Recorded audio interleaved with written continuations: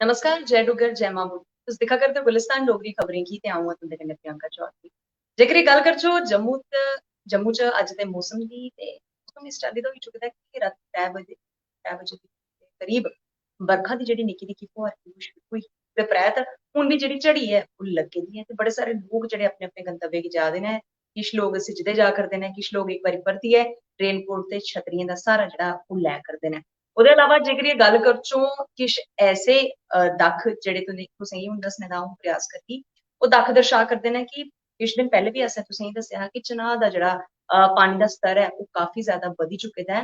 क्योंकि बरखा जेह्ड़ी ही पिछले हफ्ते लगातार होंदी रेही ते ऐसा सिलसिला इस हफ्ते नेईं गलाने दी इक मौसम विशेषज्ञें दी तरफों जेह्ड़ी ही इक जानकारी दित्ती गेदी ही कि इस हफ्ते जेह्ड़ा मौसम ओह् साफ रौह्ग। लेकिन ईश्वर दी मेह्रबानी इस हफ्ते बी जेह्ड़ी ऐ ओह् होई ऐ ते कुतै ना कुतै मौसम जेह्ड़ा ऐ इस बेल्ले बी बड़े सारे इलाकें च बरखा थमां किश इस चाल्ली कन्नै खराब होआ करदा ऐ कि नदी नालें च जेह्ड़े पानी दा उफान दा जेह्ड़ा स्तर ऐ काफी बधी चुके दा ऐ। मैं चाहंगी इक बारी दाखे च तुस परतियै दिक्खो।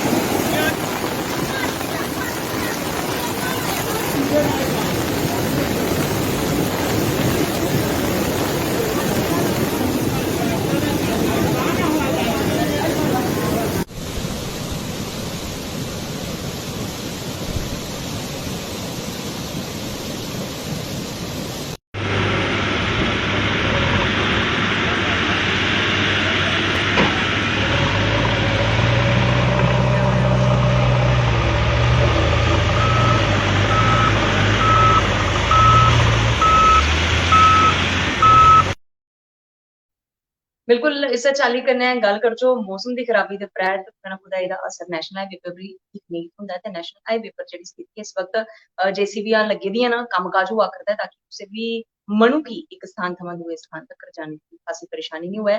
यात्रा दा म्हौल चला करदा ऐ ते यात्रा बी अपने अंतिम चरण पर ऐ, अखीरले चरण पर ऐ ते एह्दे च मौसम ने इक निक्की जेही फुहार जेह्ड़ी क्योंकि बाह्र जेकर अ'ऊं गल्ल करां शुरू च ही वीडियो दे शुरुआत च तुसें गी किश दक्ख दस्सने दा अ'ऊं प्रयास कीता हा। जेह्दे च निक्की-निक्की फुहार जेह्ड़ी ऐ अज्ज जम्मू च लग्गी ऐ ते ऐसे दक्ख तुसें गी अ'ऊं दस्से हे। ओह्दे परैंत गै जे नदी नालें दी गल्ल करचै ते पानी जेह्ड़ा ऐ किन्ने ज़्यादा उफान पर ऐ। एह्दे गित्तै हर इक व्यक्ति थमां जेह्ड़ी ऐ ओह् गुजारिश कीती जा करदी ऐ कि तुस कुतै ना कुतै अपना ख्याल रक्खो ते नदी नालें दी तरफ जेह्ड़ा ऐ ओह् रुख नेईं करो। फिलहाल हुनै धोड़ी तक्कर तुस मिगी इजाज़त देओ। बने रवो गुलिस्तान डोगरी खबरें कन्नै। अ'ऊं परतियै तुंदे कन्नै मलाटी करगी किश होर नमें विशे पर, किश होर नमें टॉपिक पर। जय डुग्गर, जय मां।